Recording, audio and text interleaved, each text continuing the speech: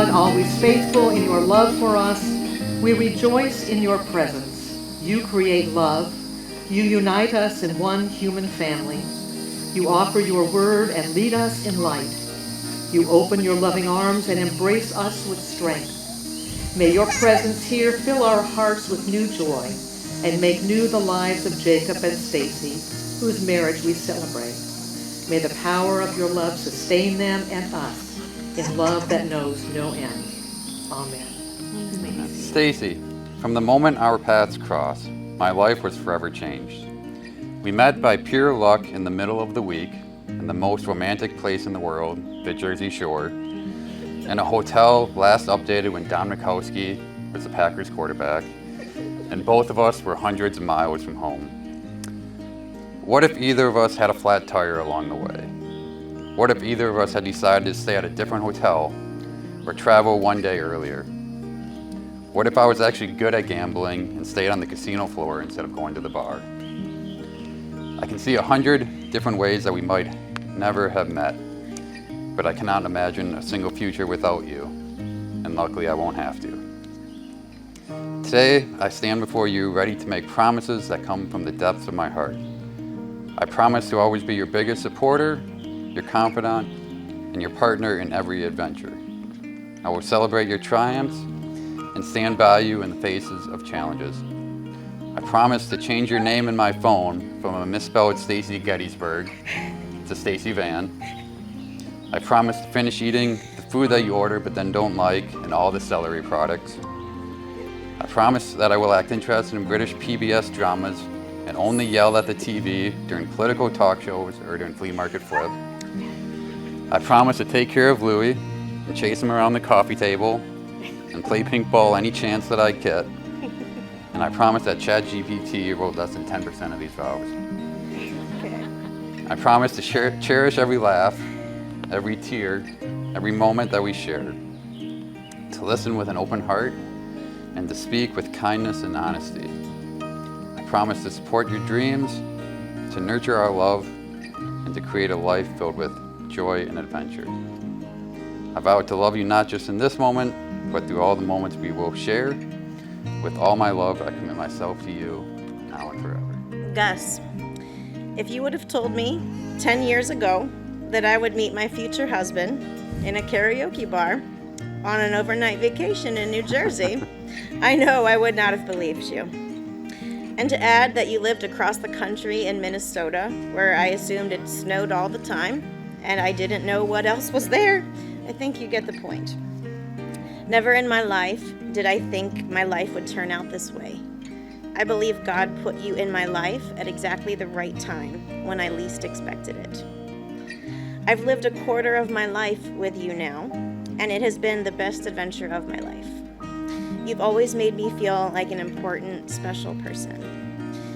I was nervous to text you back right away when we first exchanged numbers and started talking, but everything came naturally when getting to know you.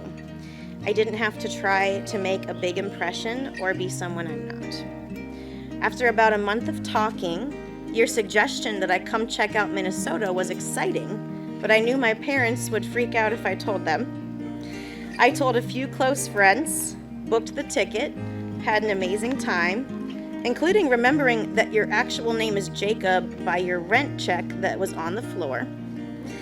And the rest, as they say, was history.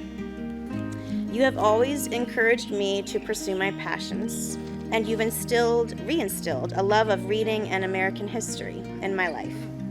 You have accompanied me to countless classical music concerts and have become a frequent helper at my school once too. The kids look for you and know you by name. I still travel everywhere with the first gift you got me, a teddy bear, to this day. You've introduced me to the worlds of talk radio, podcasts, the stock market, the Green Bay Packers, and so much more. I've opened your eyes to the East Coast, including the thrills of eating food at gas stations, Atlanta Braves baseball, and winters without snow. I continue to love seeing the person you are since adopting our dog Louie. You are so caring and loving with him, and if children are a part of our future, I know you will be the same with them. I promise to always be honest with you, even when it's difficult. I also promise I will try to relax when possible, will try not to nitpick, and I will always, always be faithful to you. You are my best human friend, and I can't wait to love you forever.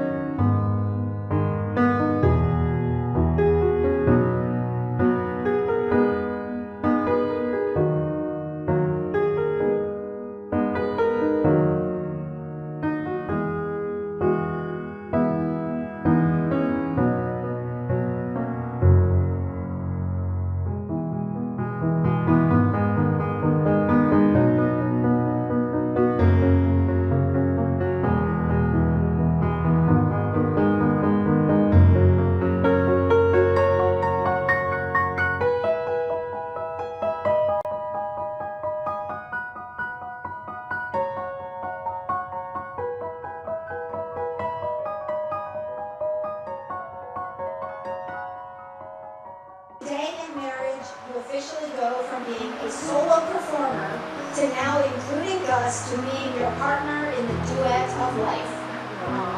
It's been such a pleasure getting to see this relationship develop from that very first moment. Who would have ever guessed that a trip to Atlantic City and a trip to a karaoke bar would lead to this beautiful marriage? That night, Stacey and Gus talked for hours. And their conversation flowed really easily from what I remember. It was clear that they were in tune with each other on so many levels. I love the way that both of you are so intellectually curious. You share interests in museums, historic sites, and the arts. You're a very classy pair. And this has made your relationship very vibrant and interesting.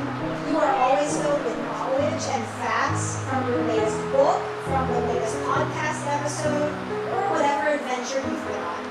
Together, you make a heck of a trivia team.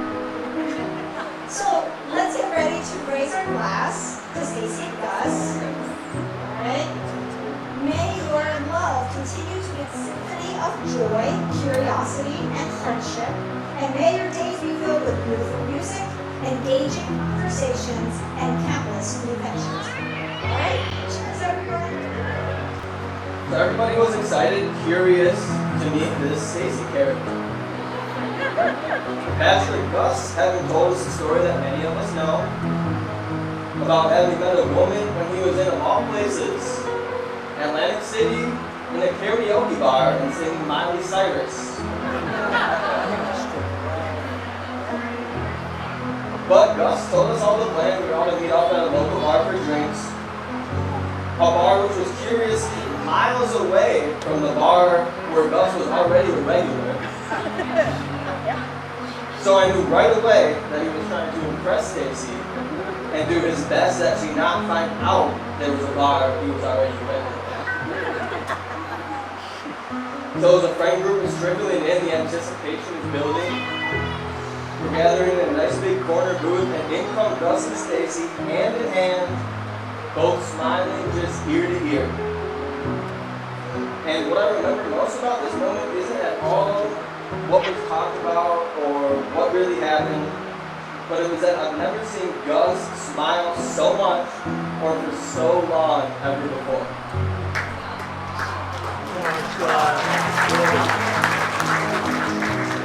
And in talking to other people who were there, it's memorable for them too, because the consensus is that none of us had ever seen Gus so happy as he was on that day.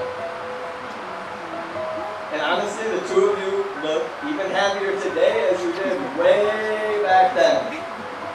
So everyone would join me in raising a glass to the newlyweds. Gus, Stacey, I love both of you guys. You're incredible people. I wish you nothing but continued happiness, health, and great memories for the rest of your guys' lives.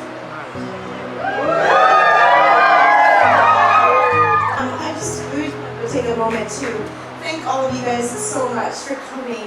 It really means a lot that you guys traveled near and far to be here. I counted, and there are people here from 12 different states that made the trip here.